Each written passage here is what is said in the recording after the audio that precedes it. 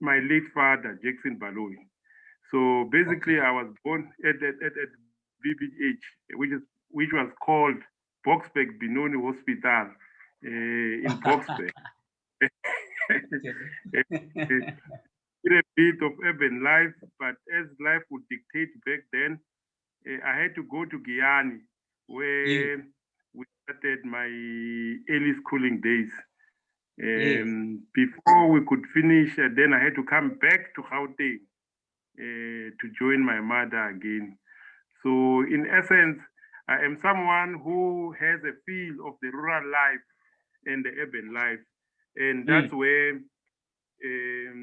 the early memories of my life, of course, was my grandfather, who was sort of an induna of some sort in the village, and of all trade.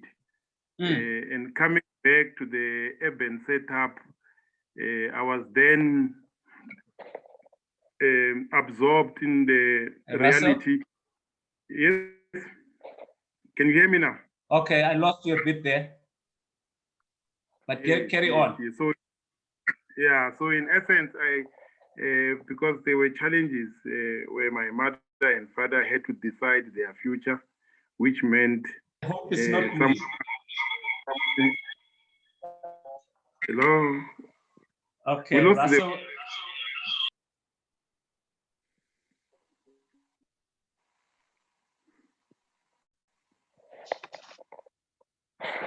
Okay.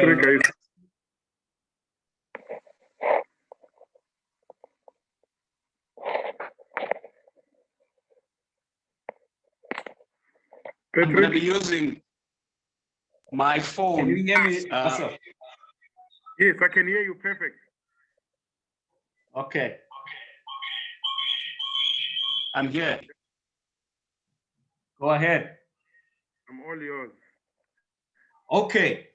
Where did the environmental spark start for you? Well, the environmental spark really was one of those things where one had to be in touch with reality. Can you hear me? Yes, I can hear you. Can you hear me? Yes, I can. Yeah. No, the environmental spark actually came in very early in the 90s when I was still doing my high school at Lisiba in Davidton, where I happened to be the secretary of the local ANC Youth League branch. You will remember Westec and NVdev, they were planning to expand their operation in Holfontein to build a hazardous landfill site. So we had a group of white people who came to the community, and as a leader of the youth league, I was the secretary at that point. And then they came in to sensitize us that there is this development that is going to happen in our backyard. And they believe that it's not supposed to happen and it's going to be bad for the community. And they wanted us to join forces. So they did a series of workshops for us. And as a leader, I had to mobilize the community at that level. And the rest really is history. Wow. I remember Westec because my own environmental activism started in Port Elizabeth, where there was a Westec, incinerator, which was incinerating carcinogenic and medical waste and all those kinds of things. So, and we met, I think I met you also in the late 90s. When you and I were both in the environmental work. And so tell us about that now. Tell us about that work that you did. I think I met you at Midrand, Midrand local council. Can you just tell us about how your environmental work now started seriously, apart from being a community activist who was conscientized by the people who told you? So what did you do? What did you start by formally now talking? Yes, of course. As you would see, for me, environmental activism did not start with schooling. It started by actions and the reality on the ground. And informed by that, when it was easier for me to choose a career in environmental management.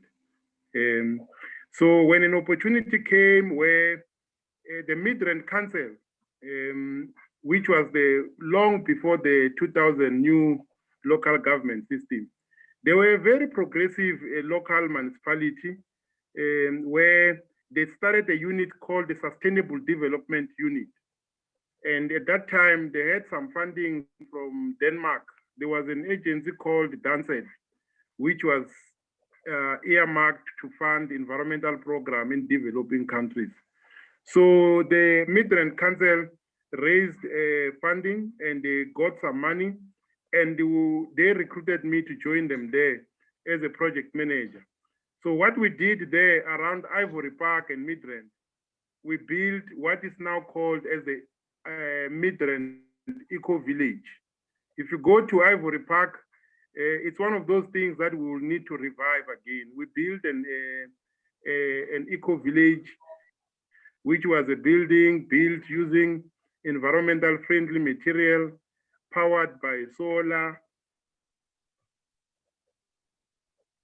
surrounded by gardening agriculture, and we're harvesting water. So basically, it was a clear demonstration of what we call environmental friendly living or lifestyle. So we were being paid doing what we were actually enjoying. Yes. I remember I visited your project those days. I mean, it was it was one of the case studies that we were working with. I was at UCT then, and it was just an amazing thing that everybody was talking about. Russell, and then we're going to come back to this, but for those people who are here, young people who might be looking into the environment for career purposes and so on, can you just give us some key, what do we mean by environment? What are the key elements of the environmental sector so that people can understand what we're talking about? As I said, people think that we're talking about this, welcome. We're talking about, the conservation side, which is about the biodiversity, the plants, the bees, the flowers and things like that. Can you just give us in broad strokes, what is the environment? What is contained in the environmental sector?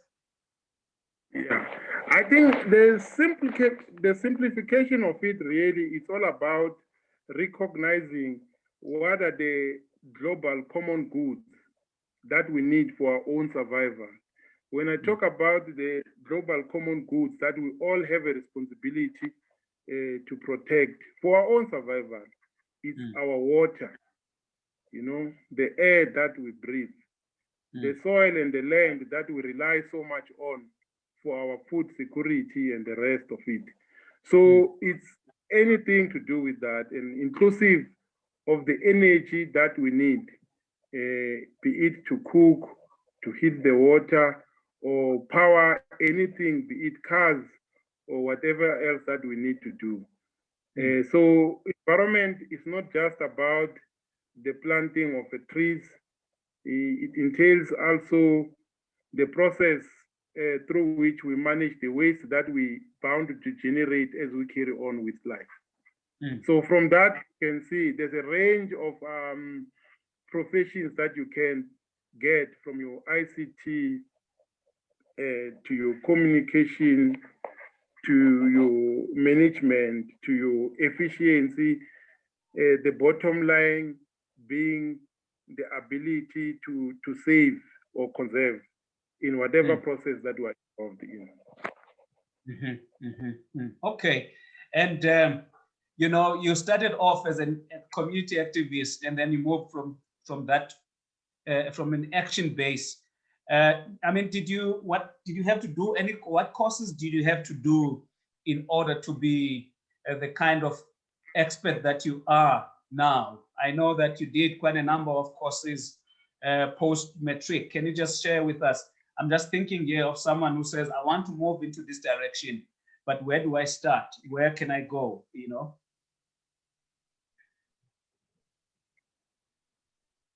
Yes.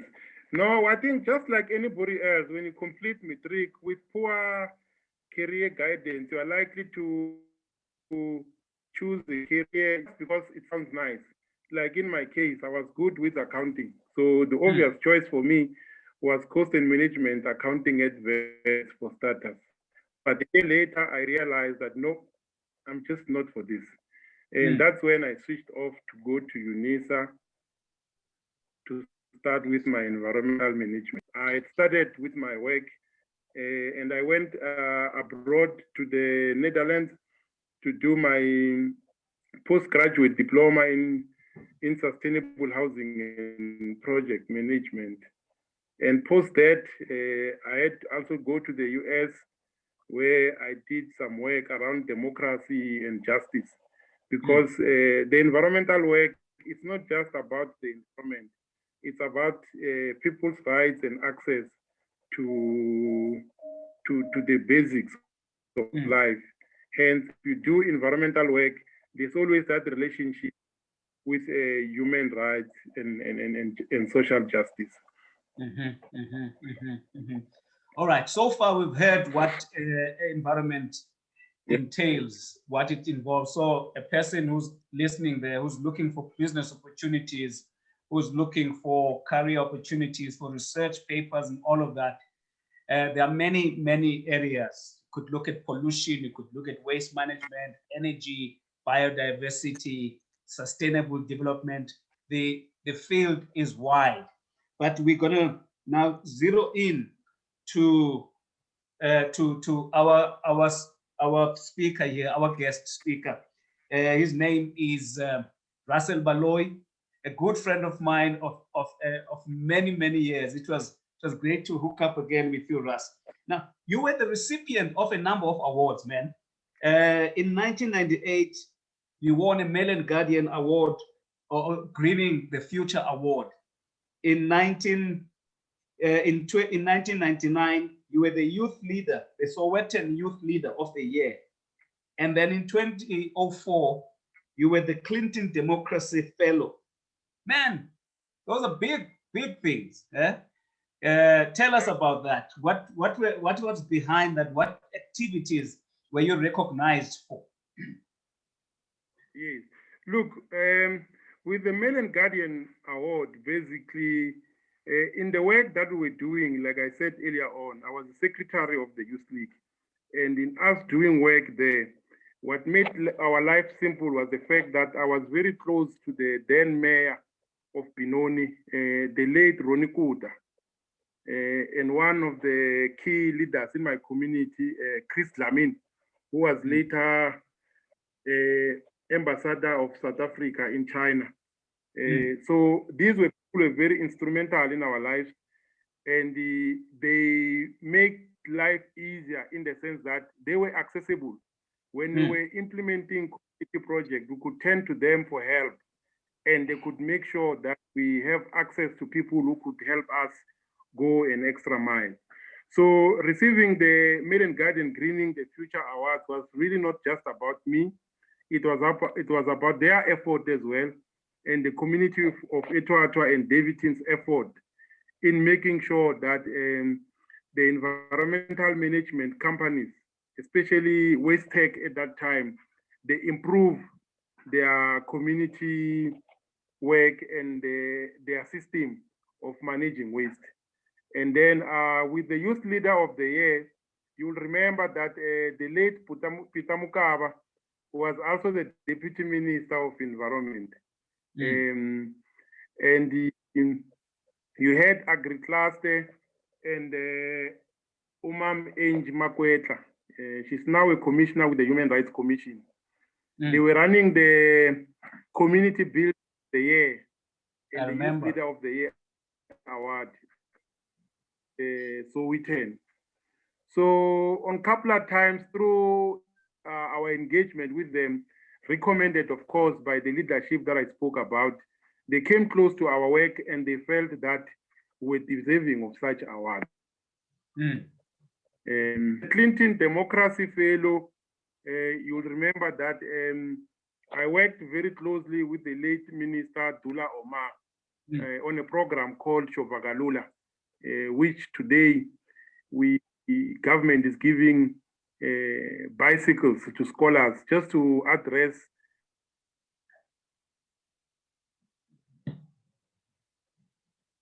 Russ, did we just, are you there, Russell?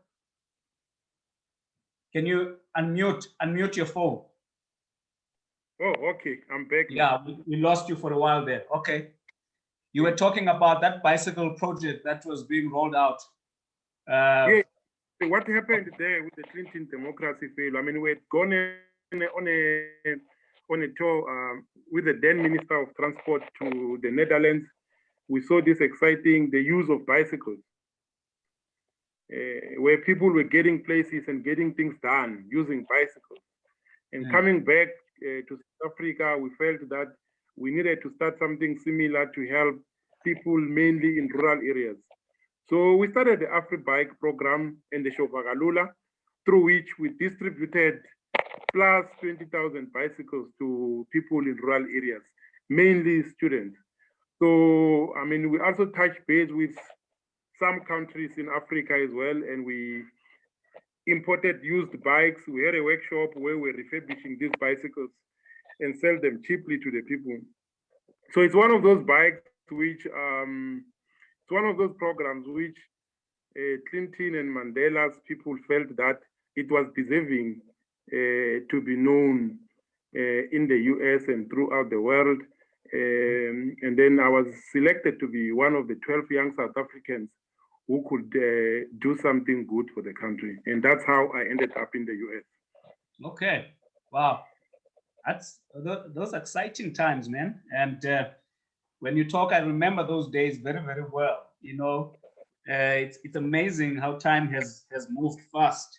Now, you are, I think you're still involved with the National Greenest Municipality Competition. And I think there might be areas where our people who are listening who are based in the municipalities can see what is it that they can do. So tell us about that, that National Greenest Municipality Competition, and what does it mean for local business people who are involved in greening activities, waste activities, all sorts of kind of activities, so that they can support the municipalities through provision of services in the environmental sector. Can you just take us through that, please? Yeah. No, with the National Greenest Municipality Competition, it's basically an initiative of the National Department of Environment and Forestry, Fisheries and Forestry, as it's called today. Yes. You would know that it has been going through some change. Yeah. So the idea basically started as the National Cleanest Town Competition. And it was focusing mainly on waste management, looking at which towns are keeping their cities clean and in the main. But we later on met and revised the competition to say we cannot just assess the cities on the basis of cleanliness. The city can be clean, but can we say they are clean if they are wasting water? You know, can we say they are clean if they are wasting energy? Can we say they are clean if the air is being polluted? And that's when we revised the competition and moved from the cleanest town competition to the greenest town competition, where we look at all elements of greening, starting with water, energy, biodiversity, where we look at parks and tree planting, and the rest of it. So opportunities that are there, really, there's a big component that looks at local empowerment, where we look at to what extent does the municipality involve local people in providing the service, so that people are not just consumers of the service, but they are also key players in the provision of the services. And that's where we've seen a lot of creativity by local people, from guys who have decentralized your waste collection system from just being one big contract given to one contractor, but to smaller contracts given to different people at the ward level. You have some entrepreneurs where people start their own nursery, they plant trees, flowers, which they in turn sell to the municipalities, parks department, and the general community. And you have people starting up companies, energy services companies, where they do energy audits, help the municipality and private people install your solar water heaters and any energy efficiency measures that help people save money and save energy at the same time. So the Greenest Town competition really, it's one of those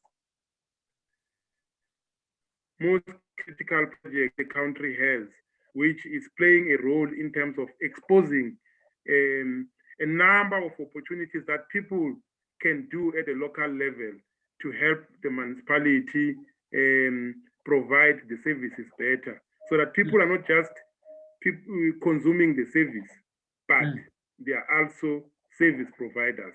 As you know, most municipalities in rural areas, they struggle with revenue collection simply because people are not working. But if the municipalities design their programs in such a way they give preference to provide the service, it becomes easier for the municipality to get payment. Thank you, man. Hey, it's getting very interesting because we are now looking at the practical side of things, and because I want to ask the question as to there are people who are listening who are saying, hey, I live in Vereeniging, or I live in Tsanin, wherever the case may be, and I want to find out how within my municipality I can see what is needed for me to be able to assist. There may be municipalities that have, for example, water leakages that do not know what to do. Maybe there's a solution from an entrepreneur here. Maybe Baloyi is in Cape Town, wants to do something of that sort. So, and I do want to ask you that question as to how can people get to know at their local levels how to participate in this kind of thing in order for them to position themselves to provide those services. I know, for example, I serve on the board of an organization in KZN. One of the things that we do is to encourage the organization of waste pickers. People that go to the dump and pick waste are now organized into proper sort of organized organizations where people can make a living out of that. So there are so many things that people can do. So we're gonna come to that. But for those of you who just joined us, welcome again. I'd like to welcome you. I can see many people have joined from the various platforms that we have here. I can see Alois, I can see Munezi, I can see Saddam, I can see Ozoleka, Mr. Cool, Mr. Mzi. Welcome, guys. Kopano, thank you so much for joining. I want to mention all of you. We have today Russel Baloyi, good friend of mine who is into the environmental sector, trying to educate us about the opportunities that are found in the environmental sector. I mean, we're looking at both opportunities where people can get careers, for example. In other words, sometimes we look at the environment as a place where it's for certain people, but now we're hearing that there are so many opportunities for career growth in that environment. There are universities that provide courses in the environmental sector, but we're also learning about the business side of things. And this is where now I want to go to so that we can wrap up this issue of how people can participate in those national greenest town competition. How can people plug in? Where can people get to know a bit more about how to plug in and provide these services that we're talking about if they didn't know? And then after that, I'm going to come to your business, the business that you are running, NVdev.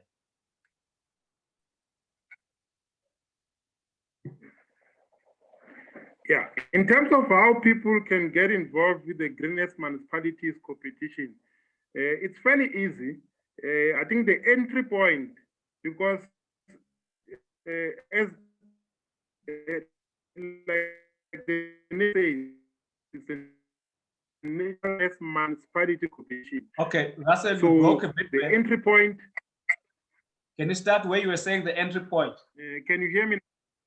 Yes. Yeah, I was saying that the entry point, because this is a competition for municipalities. Yeah. So for people to participate, the assumption is that you stay in a municipal area somewhere.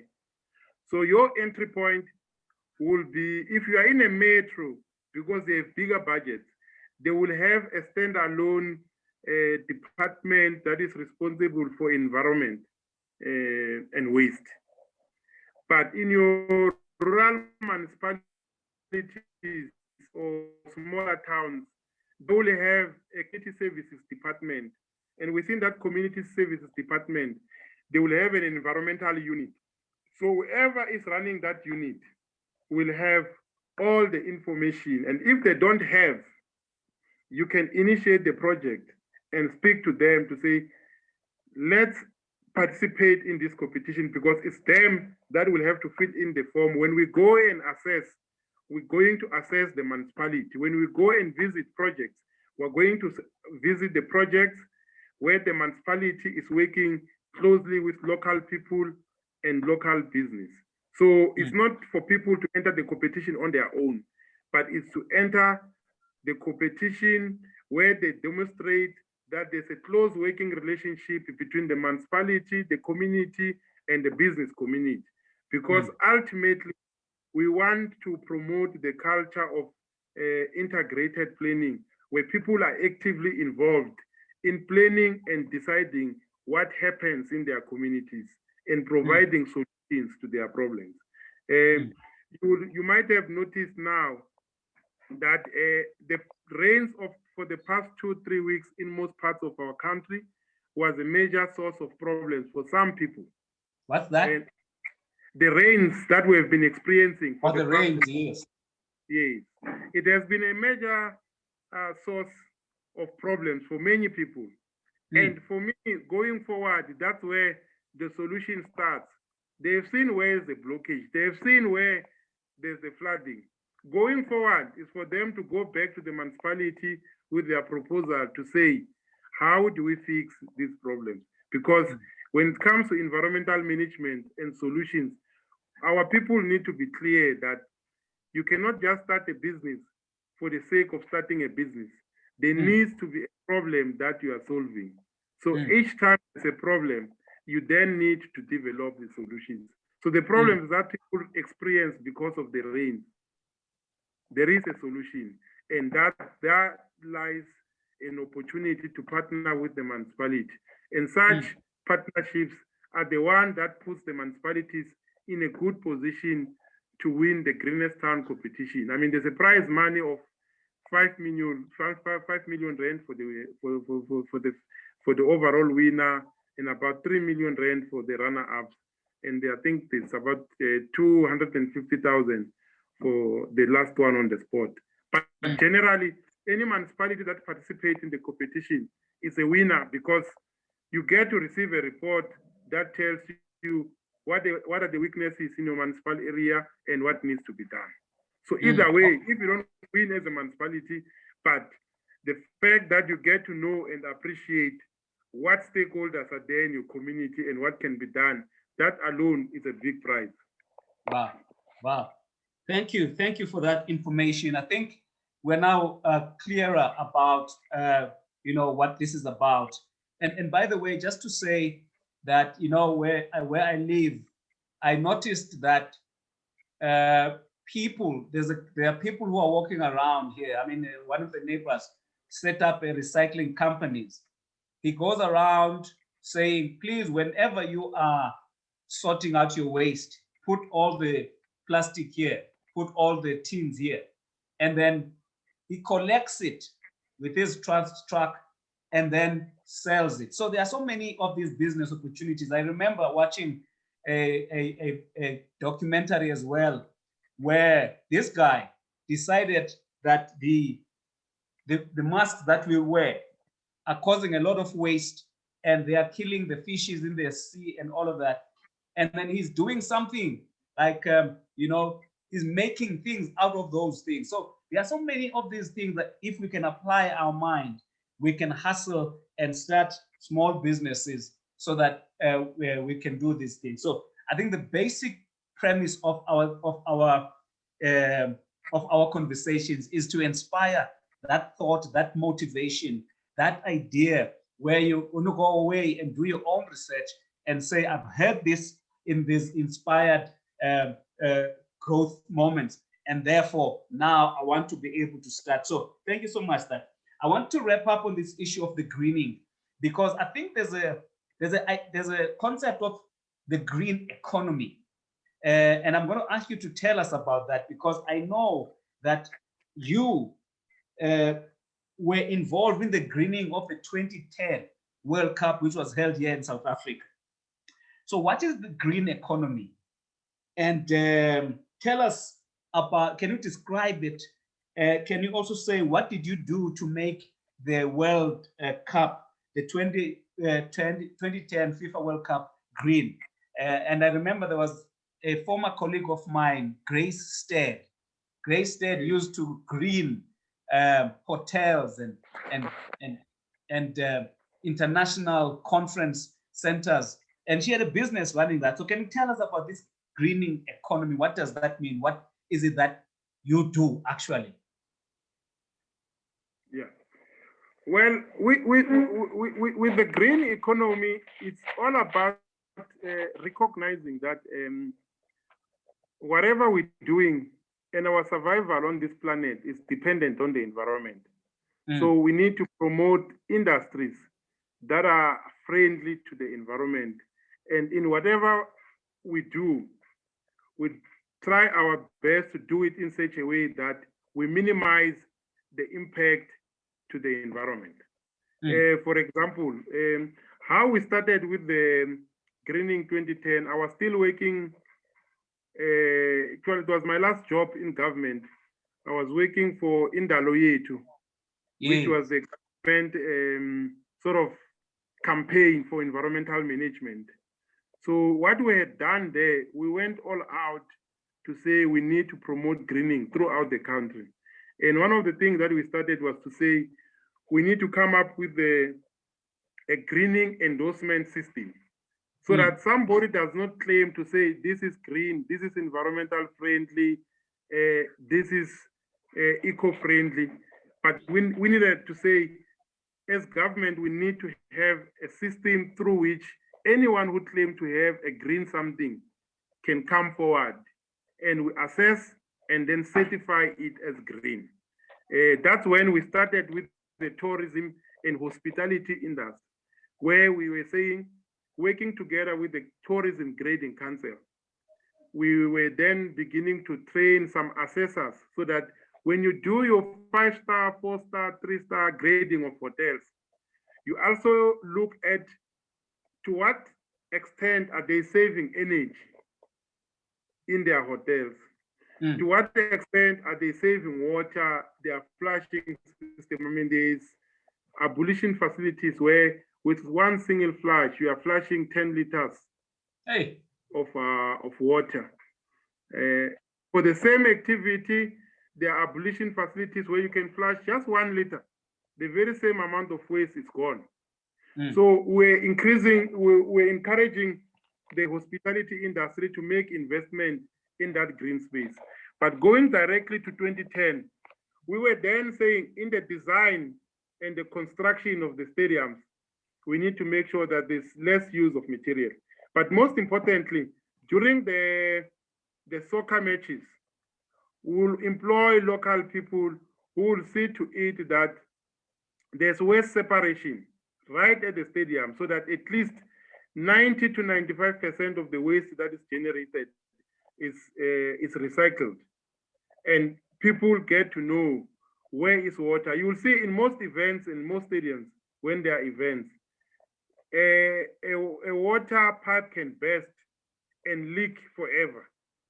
But when we're greening the event, we made it a point that any leakage or blockage is addressed right there and there. And everyone gets to know some environmental tips that needs to be observed to make sure that the facility remains clean and beautiful for everybody to enjoy, whilst of course creating jobs for local people. So any event where you have, say, plus 50 people, there are some basic things that you can do to make sure that there are some savings, both in terms of the environment, money, and job creation. Mm-hmm. And so if there was someone here who was listening and saying, hey, how can I be that assessor? How can I be that person who goes and checks out, whether this building is green? For an example, whether this building is using much energy on the basis of the bulbs that they're using or whatever. So is there such a platform where people can be trained to become green economy assessors? Yes, because it's quite broad. I mean, that one, it will be specifically, there's what we call energy audit. So there's a number of companies now that can train you in energy audit, where you can do energy audit from a house, where you look at a house, you do the whole energy audit, and it starts with just observing the actual electricity bill. Look at the electricity bill, and from there you can go technically looking at the connections and everything. And beyond that is implementing the solutions, which is where you need another training, because you will need to install certain instruments that will help reduce the consumption level. So it's things that me and you back then, we were struggling to make it relevant and acceptable. But I can tell you today, in most shops are things that you can easily buy, but it's just that people don't know that these things are there. So people need to go out and make themselves visible that this is a service that we can provide, because the service that is needed everywhere you can think of. Yeah, thank you. I do remember that in when I was working for ICLEI, we were working in Entebbe, in Uganda, Zambia, Zimbabwe. In Uganda in particular, we had to facilitate the retrofitting of their municipal buildings by changing bulbs and changing, and making sure that if there's a person who left the office for more than 10 minutes, that electricity goes off automatically.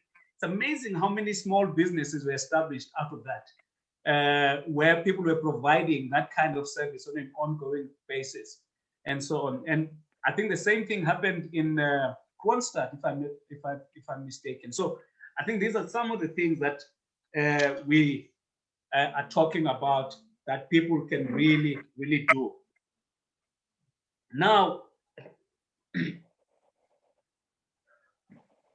let's talk about your NVdev. What? And by the way, I must say I admired you, man, because when we were a bit younger now, then you went off and established a waste management company, and you worked after working with people like Ensu Gru and others.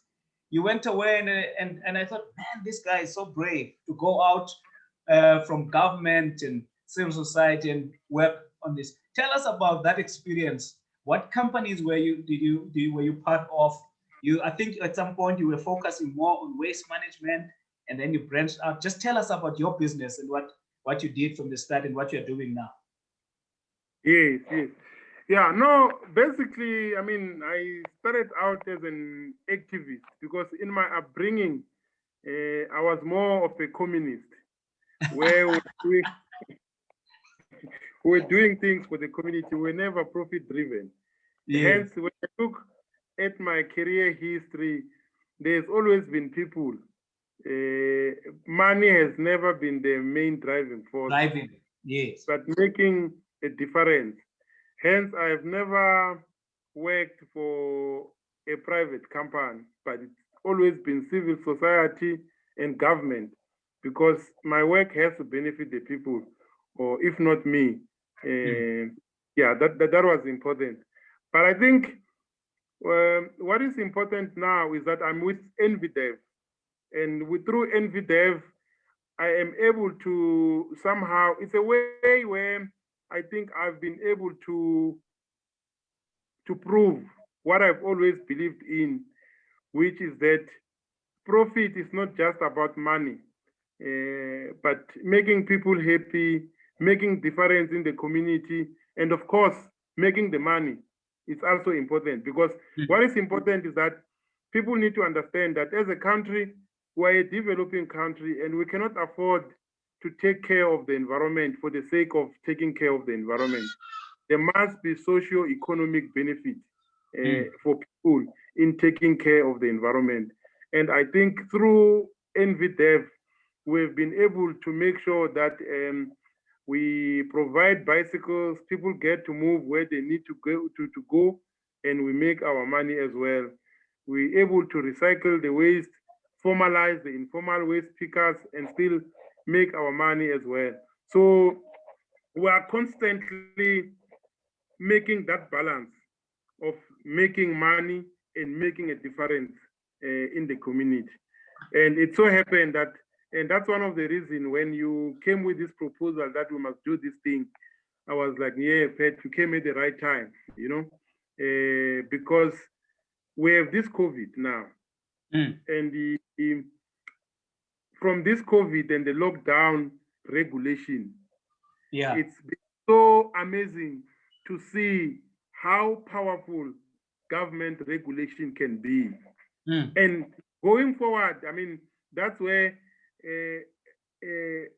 people will have to come forward and have a serious discussion with government to say, if you can regulate that people observe this curfew, people don't buy or drink alcohol and smokes, surely you should be able to regulate other important things, like making sure that people recycle and the polluter pays, things that we've been talking about for years. So I think post this lockdown, we should have a very serious meeting where government can begin to seriously regulate and ensure that we transform our economy, and it's easier for people to start and run their environmental businesses. Wow.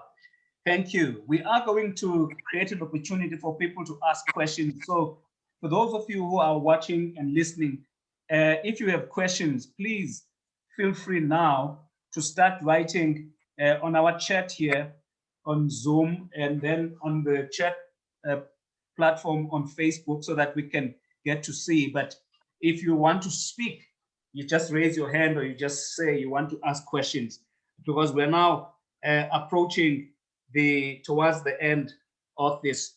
You talked about, when we were chatting, I think previously, you talked about a triple bottom line in this space. What is that? And I think you alluded to it when you were talking about your involvement with NVdev.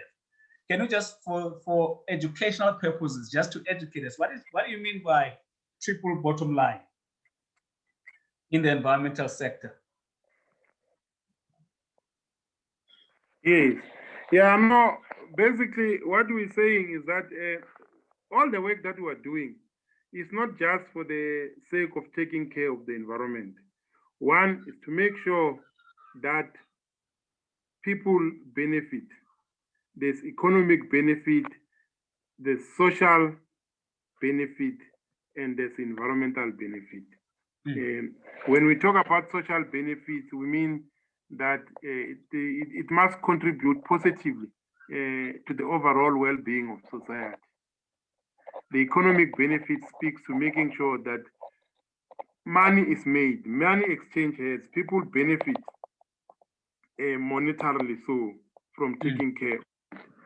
And then environmentally is to make sure that we sustain the quality of our environment, because some of the disasters and the problems that we're experiencing are simply because of our failure to take care of the environment.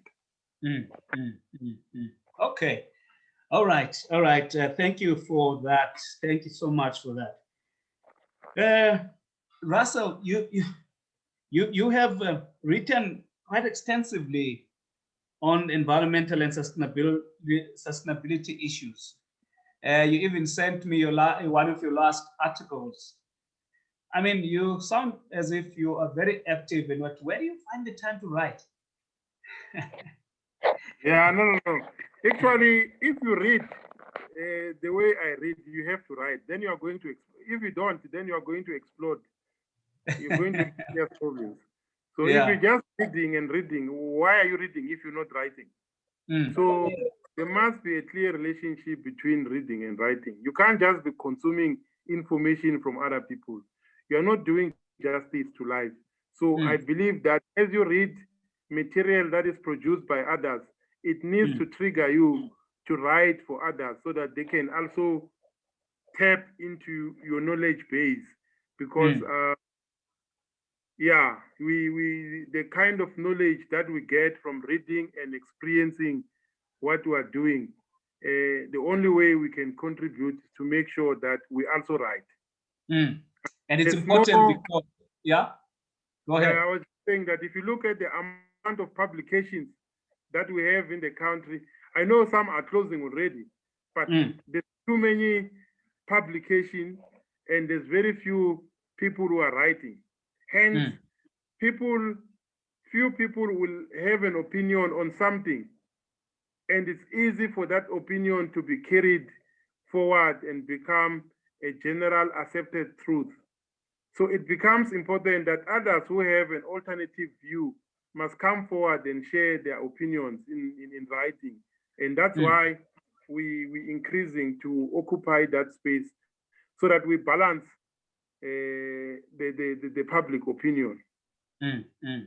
Okay, all right. I mean, do you have? And so that do you take internship? When we talk about the environment, I missed you, Depet. Sorry.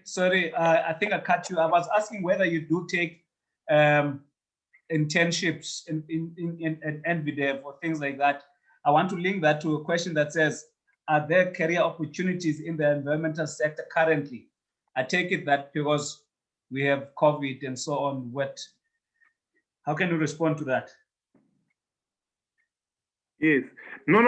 Always, we always have opportunities that are there, but with the environmental sector, people just need to look in their own surrounding, in their own environment, because the environment, anywhere you can think of in the country, is not well taken care of.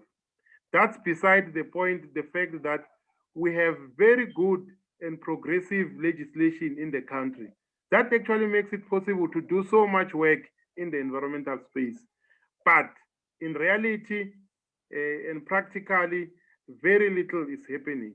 So there's always opportunities. At any given moment, we have opportunities in the environmental sector. Because some people, of course, they're not willing or they don't have capacity to start their own businesses because of the capital requirements.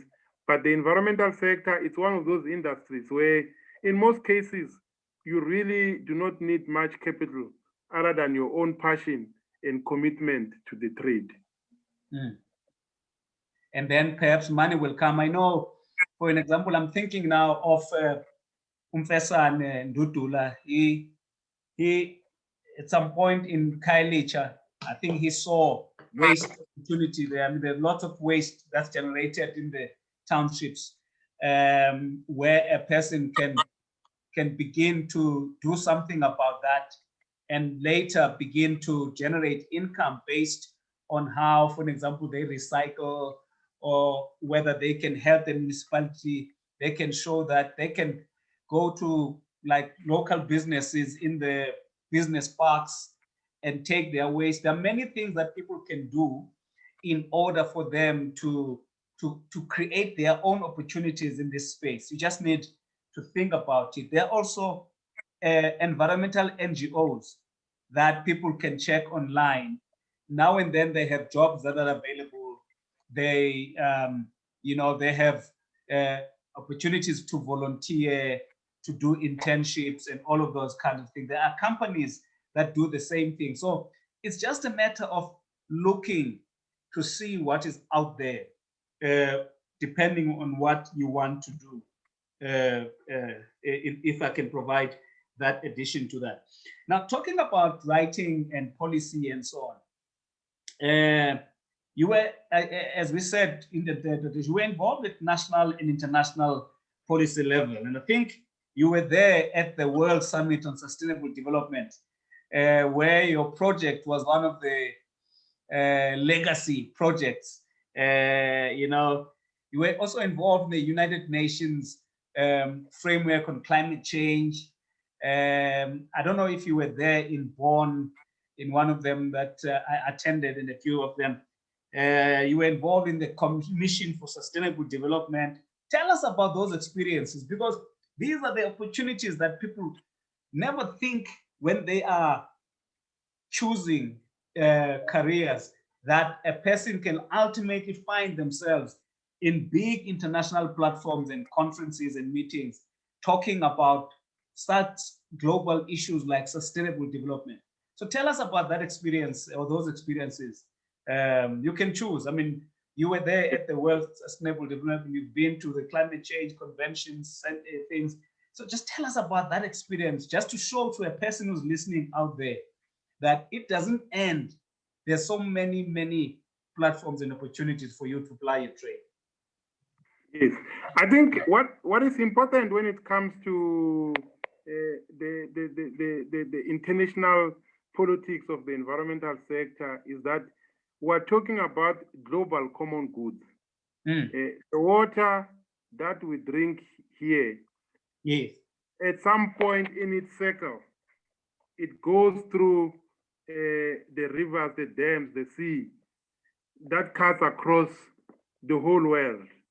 So what we do here to our water, it affects our neighboring countries. As you would know, bulk of our water comes from Lesotho. So it's an international issue.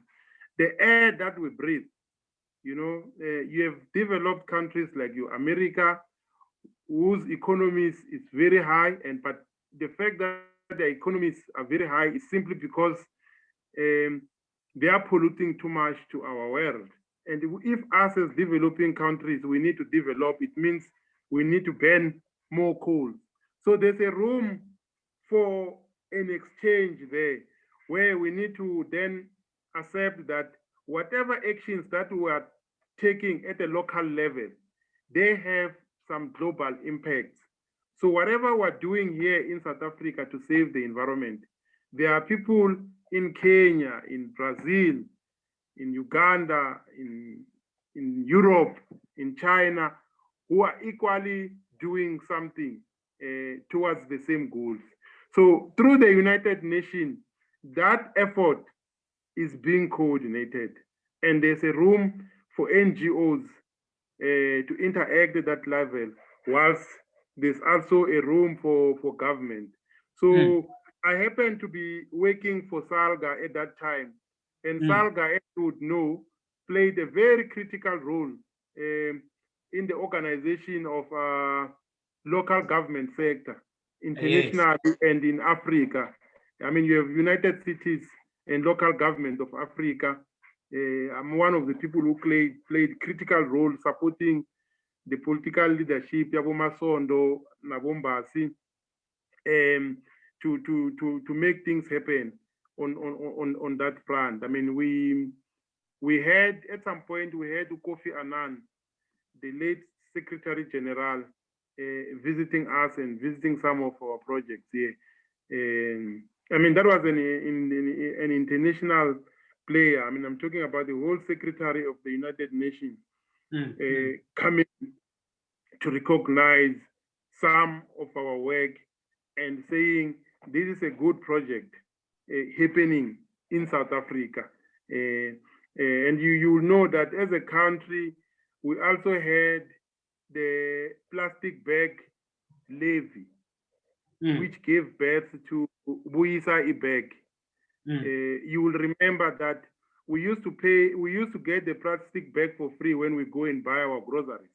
Yes. So government was able to introduce the plastic bag levy, where people now buy the plastic bag.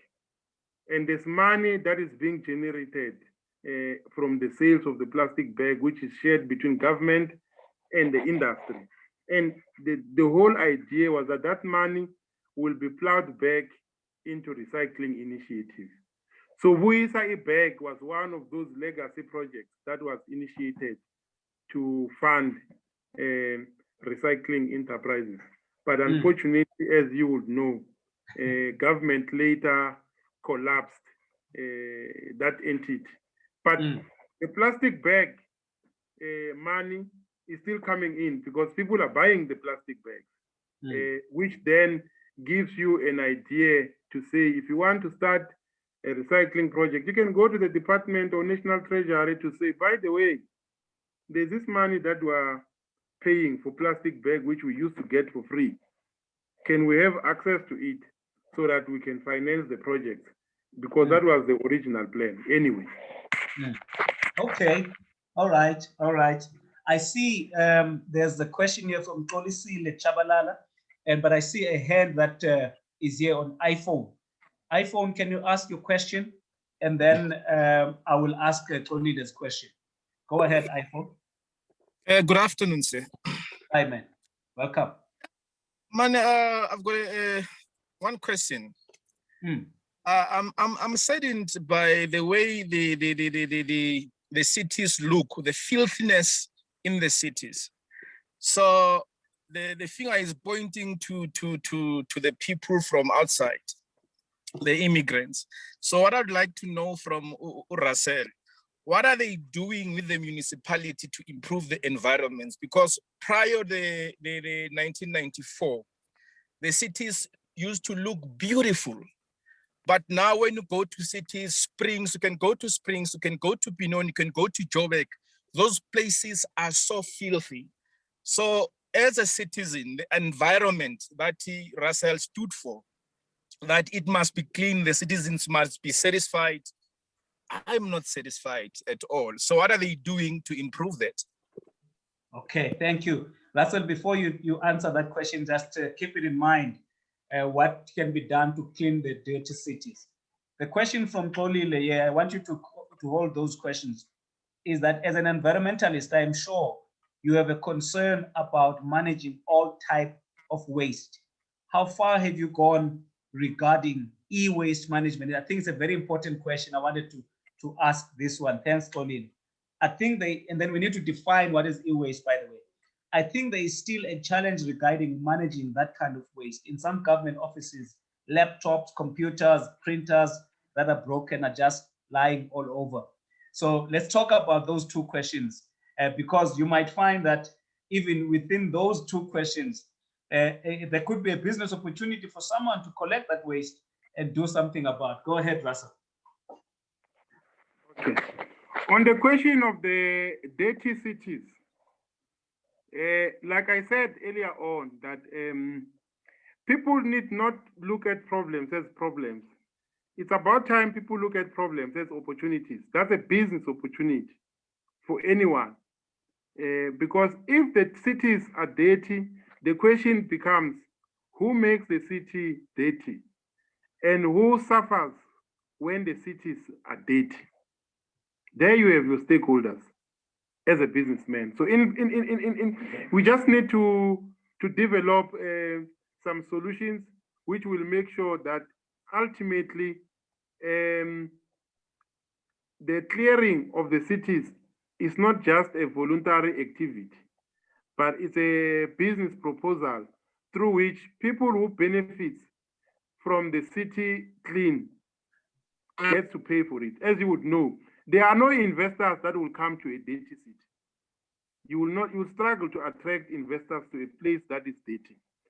And as for the comparison between apartheid days and today, I don't think it's reasonable, because you would know that during the apartheid days, there was too much control and limitation in terms of how people would go to cities and how they would move when they are there.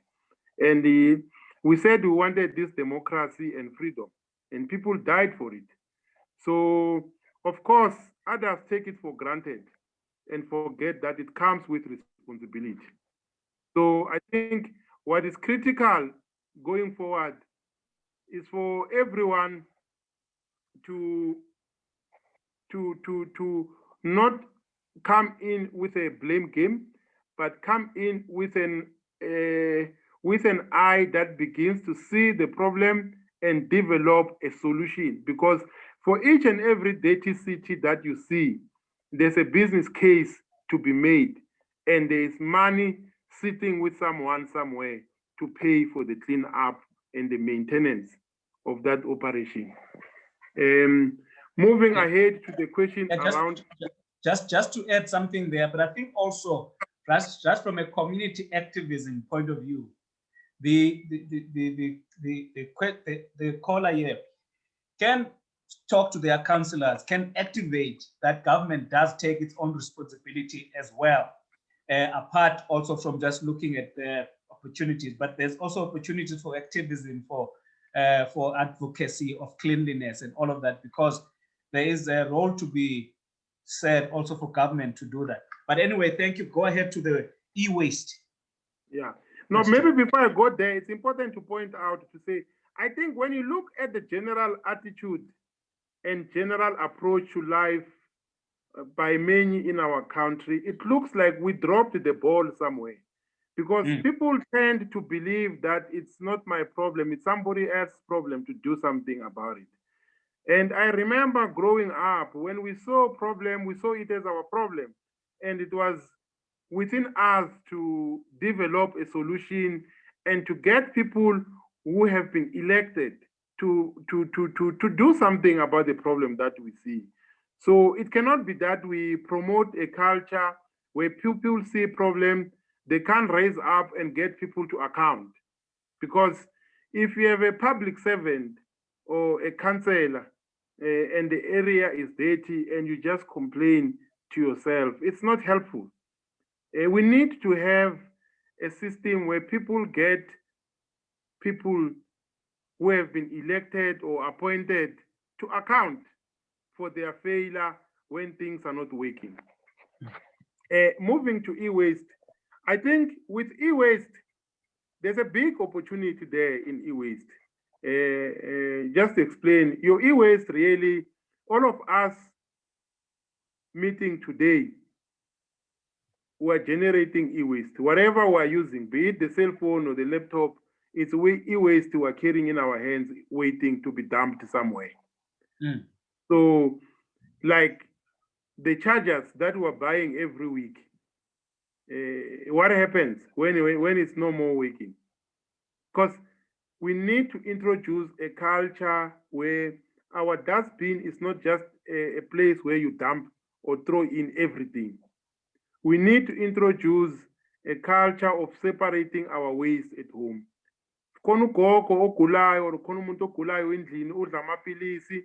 The pills must be separated, it's medical waste. The electronic gadgets, the cell phones that are not working, your old light bulbs and the rest of it must be kept separately. That is including your old computers and your printers. That is your electronic waste.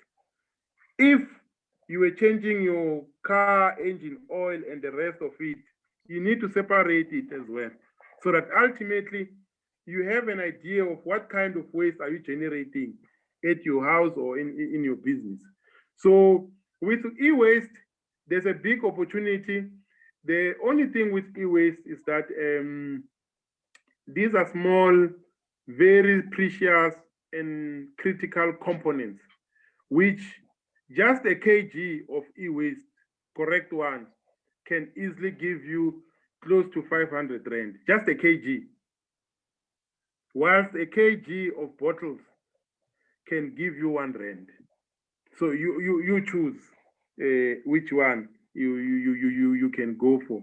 So e-waste, I agree with my sister Ukolisile that it's an opportunity that is there that needs to be tapped in. There has been some effort, as you would know. The department has started with the Waste Bureau, where industries are expected to develop their own industry waste plans. and the e-waste industry is far advanced as well. But my belief is that e-waste does not belong to them. If you buy a cell phone, you paid for your cell phone, it's yours. They don't own it because you paid for it. So it must not be taken for granted that that waste belongs to them. We can have an independent standalone system that manage e-waste so that people can benefit more, because the industries are trying to double dip. They made their money when they sold you the product, and later on, they still want to make more money out of it. When people can organize themselves and run this thing. It's the same thing with tire recycling companies. The manufacturers have built, produced the tires. Now it's waste.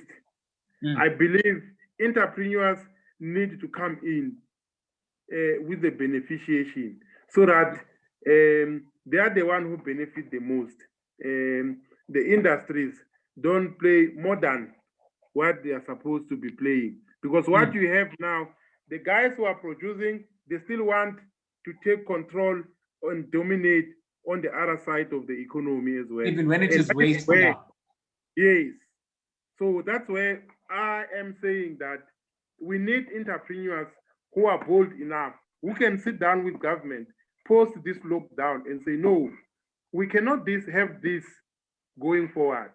These ones, they've produced and they play their role. If there's anything they need to do, a lifetime responsibility, let them pay a fee, which can be used in the recycling part, but it's not their business. Somebody else can worry about that business. But what we have is that the industry want to play on both sides. But with the absence of entrepreneurs who are bold enough, they normally see the light of the day. Wow. Well, man, Ulungile Mbunga is saying, did not know about these many different kind of waste. Informative session. Thank you, Katjeni Sebulela. Indeed, I mean, if we were to look into our waste, I mean, there's organic waste, things like potato chip cuttings, cabbages, and so on. Those can be separated. You've got plastic, you've got paper, you've got, all these things that Russel is talking about.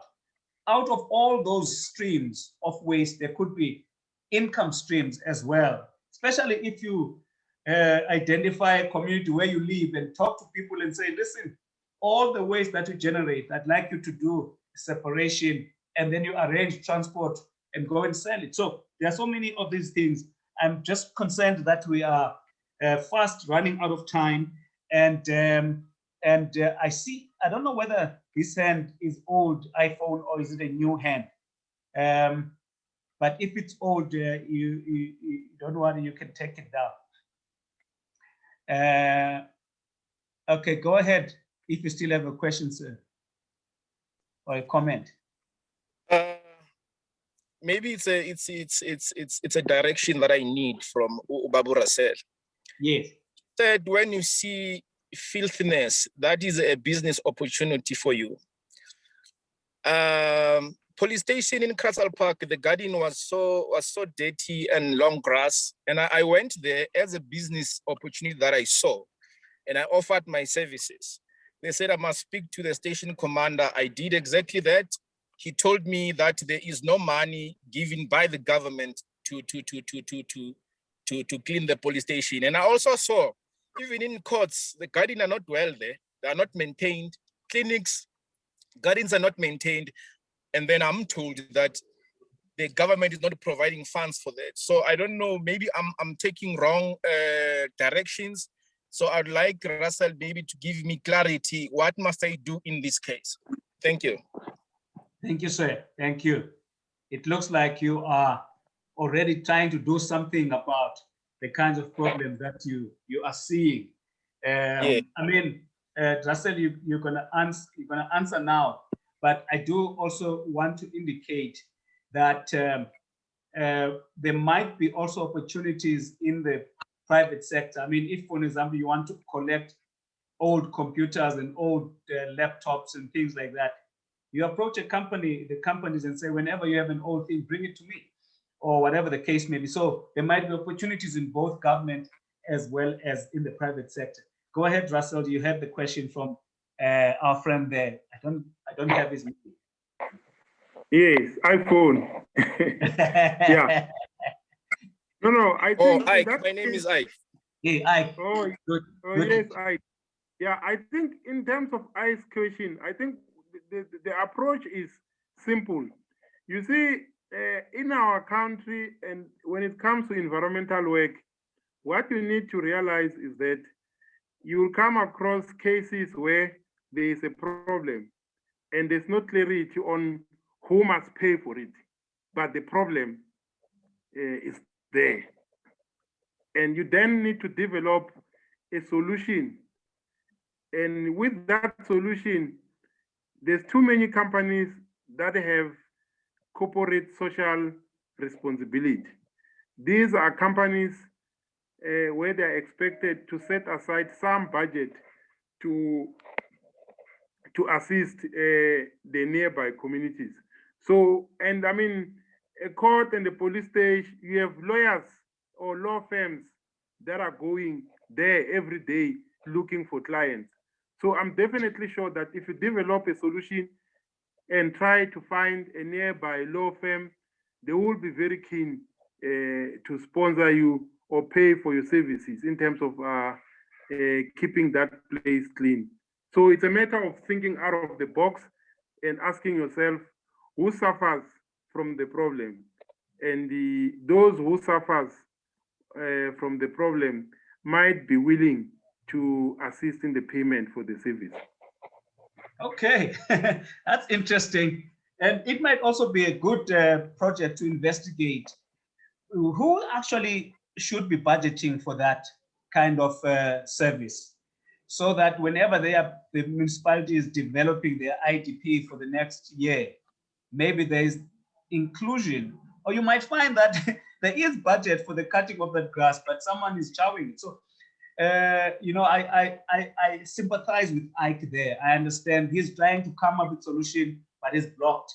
And I acknowledge your solution there as well, Russell. Guys, I think let me quickly come in there. Yeah.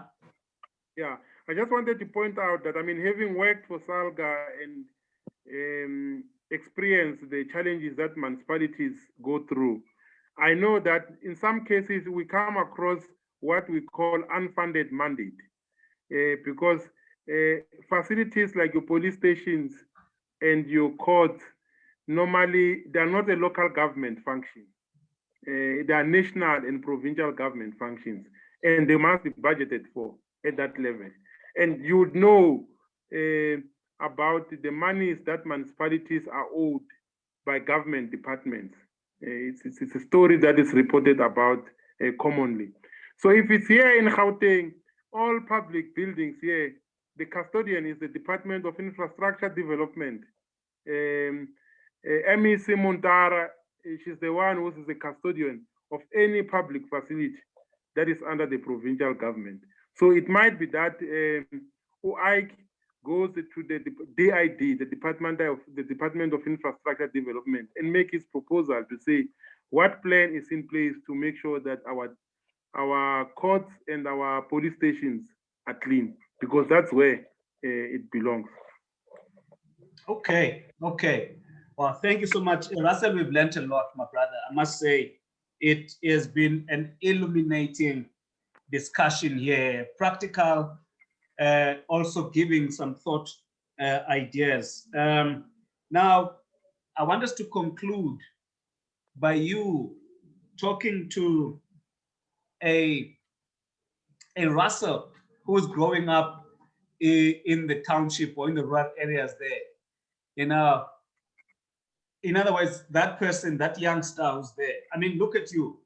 You started off not like you started off as an activist, as a person who was concerned about your community issues, but you went on in your career and in your life up until you started to contribute not just at national level but also at global levels, just to show what it is that a person who is concerned and is involved in the community can go and become later. So can you talk to someone whose child is out there maybe listening, or a youngster who's there who's saying, you know, I don't think that I can go anywhere far. But with your experience, can you share something? Can you share words of encouragement and motivation to that person? Yeah, I think for me, the most critical thing is making reality your friend. Make reality your friend, because being young, or even sometimes as an adult, living in the fantasy world can be very exciting. But if you become honest and befriend reality, you'll develop a good sense of your reality as is, and that will help you design or develop an idea of what will be the ideal future for you, because you'll be able to see what you don't like about your current reality, and exposing yourself to different realities, other people's reality as well, will help you develop a good sense of what will be an ideal reality for you. And in that way, you will then be able to also identify like-minded people.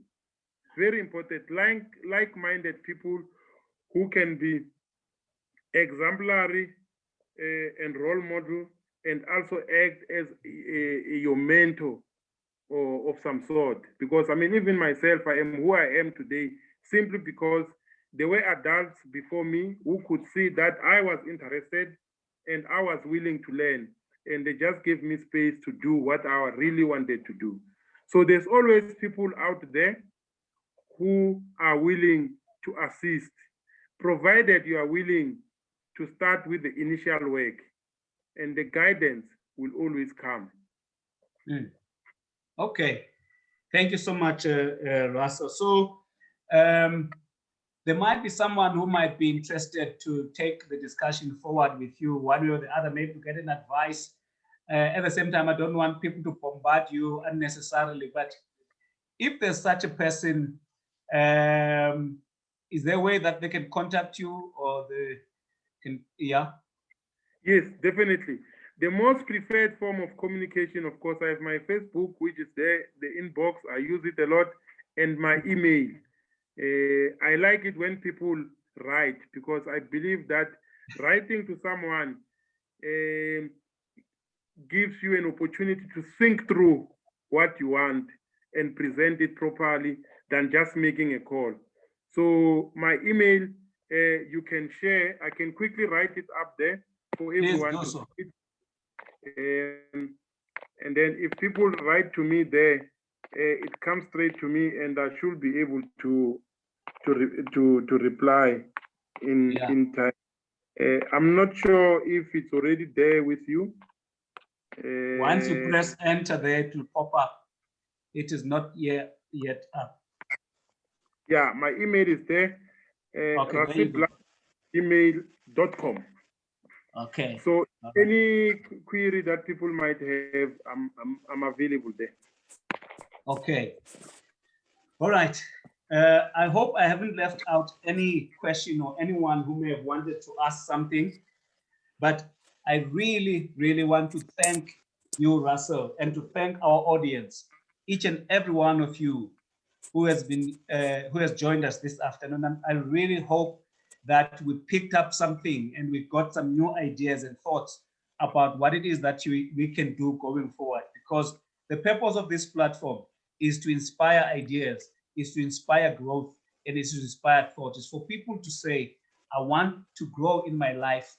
I want to do other things that I may have not thought before, but let me hear from what other people are saying who have gone down this road. So I really want to thank you so much for your time. And until we meet again, just let me say that we're not going to have our session next week. I'm just giving you a chance to do your Valentine activities, those of you who are going to do that. But I really want to thank you again anytime you feel like you'd like to have a topic to be discussed, feel free to drop me a message on my Facebook page, and I'll be able to take and see how we can go forward. Russ, thanks, my brother. I'm sure we'll touch base again. I really want to appreciate you. Thanks for all the questions and the comments that have come through. Please enjoy the rest of your afternoon. And I know that Kaizer Chiefs is going to win today. Thanks a lot, Patrick, man. This was great. Kaizer Chiefs winning? Bye-bye, everybody. I doubt. Sorry, did someone say something? Kaizer Chiefs winning, I doubt. Amakosi azowina. Let's talk after the match. Thank you so much, guys. All the best. The best of the afternoon. Thank you, sir. Thank you. Goodbye. Thank you. Cheers. Bye-bye. Here's Brasbo. Z, Vido, good to see you guys. Thanks, Prophet. Lovely, Thanks, Prophet. That was very informative. Thank you. Thank you. Valentine's. Cheers, Valentine's. Nika nini chance next week. Nobody Valentine's. So we familiar bra ops was he called. You can't say you forgot now. Hey, you might just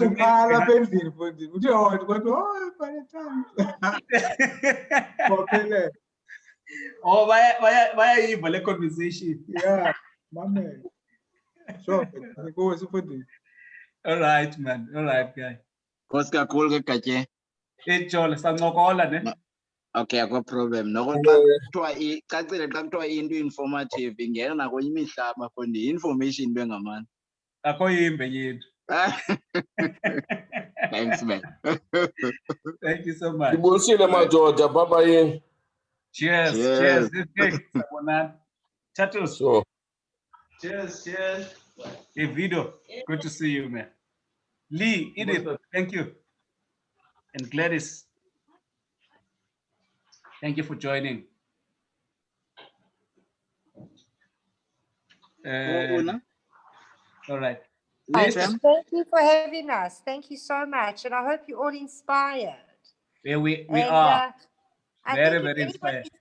If anybody's got a little bit of cash and they're interested in something called worm farms, where you make compost, then you should get hold of me. I do that. Worm farming. Worm farming. Oh, okay. And I really like it. I really like the guy who was talking about the police stations and the courts, because that's also a passion of mine. Really? So really? Please give my number out and people can just WhatsApp me. Okay, can you write your number here on the platform? I can try. Okay, or you can give it to me now. 078 078 399 399 2192. 2192. Your name is because the problem with the wet food and the wet waste is it just goes to the landfills and it creates something called methane gas. Yes. So I'm big on collecting wet food and waste, wet waste. Oh, which wet waste. The worm farms. Oh, okay. And so what do you do with those worms? Well, we take the wet waste and then we recycle it through the worm farm. Then we create compost.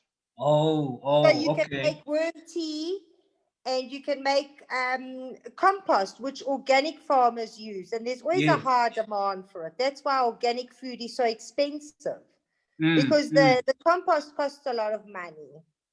So there's huge business opportunities there, and it's not a lot of investment, small investment.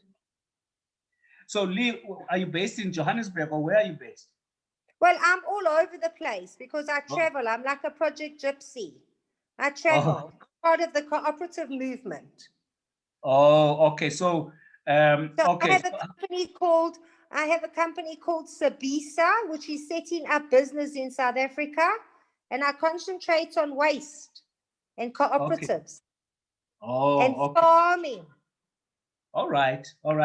I'll keep your number, and we'll touch base with you. Thank you so much.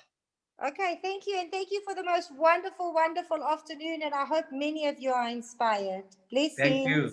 Thank you. Blessings. Cheers. Bye-bye. Bye. Bye. All right. Lisa, Yes, right. ukhona? No, no, ndihleli ndiyatyisa. Uyetyisa noko ikhona into. Hayi, ifumanekile kunjalo nje. Ne. Ukhona umfana apha obengenile. Short boy. Yes. Yeah, lo mfana ndisebenzisana naye apha. Okay.